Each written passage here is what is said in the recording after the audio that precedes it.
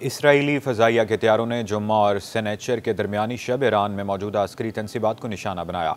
Iran पर किए गए हमलों का दौरानिया लगभग 4 घंटों पर मुहित था। इसराइल का कहना था कि इसकी दिफाई अफवाज ने इंटेलिजेंस की बुनियाद पर ईरान पर फ़ज़ाई हमले किए और इसके हथियारों ने मिज़ाइल बनाने वाले ईरानी तनसीबात को निशाना बनाया। इसराइली फ़ौज ने मज़ीद कहा कि जिन मिज़ाइल तनसीबात को निशाना बनाया गया वहाँ वो मिज़ाइल बनाए जाते थे जो ईरान ने हालिया महीनों में इसराइल पर दागे थे। इसराइली फ़ौज के बयान में मज़ीद कहा गया कि ज़मीन से फ़ज़ा में मार करने वाले मिज़ाइलों और इजाफ़ी ईरानी फ़ज़ाई सलाहियतों को भी निशाना बनाया गया।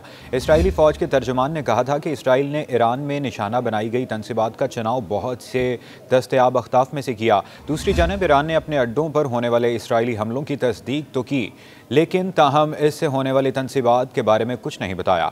ईरान की दिफाई अफवाज ने अपने एक बयान में कहा था कि तेहरान, खुज़ेस्तान और इलाम में फ़ौजी अड्डों पर हमले हुए। अगरचे ईरान ने इसराइली हमलों की तस्दीक तो की, लेकिन इब्तदाई तौर पर इन हमलों को नाकाम करार देते हुए इसके नतीजे में होने वाले किसी भी नुकसान से मुतालिक खबरों की तरदीद की।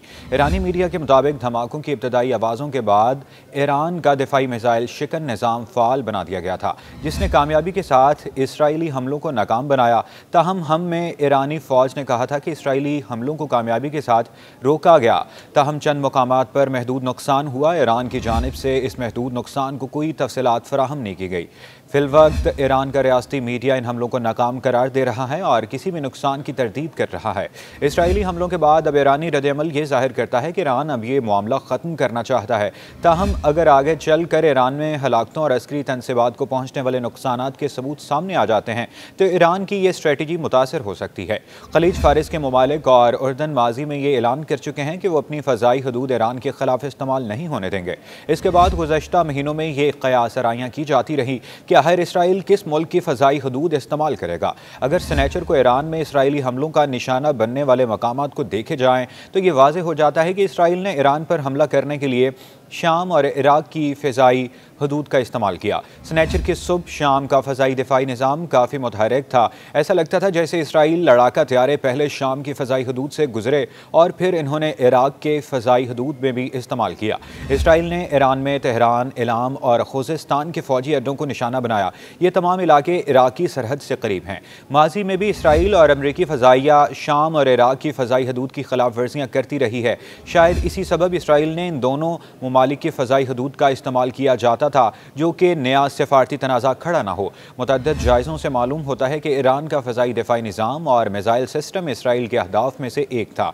ईरान के दिफाई निज़ाम को निशाना बनाने का मकसद ये पैगाम देना हो सकता है कि जब इसराइल अपने दुश्मन के मिसाइल डिफेंस सिस्टम को निशाना बना सकता है तो दीगर मकामात को निशाना बनाना भी इसके लिए मुश्किल नहीं है। माजी के मुकाबले में इसराइल ने पहली मरतबा ईरान पर हमले की जिम्मेदारी कबूल की है।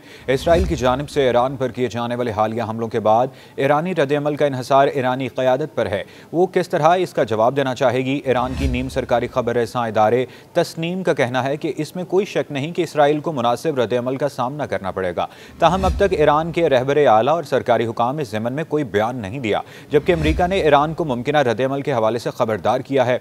मशरिक़ वस्ता के मामलात पर गहरी नज़र रखने वाले तज्ज़ियाकारों का कहना है कि खित्ते में हर कोई जानता था कि इसराइल का जवाब आने वाला है, लेकिन कम अज़ कम कुछ ममालिक को ये तवक्को थी कि इसराइल अमरीकी सदारती इंतखाबात के बाद तक इंतज़ार करेगा।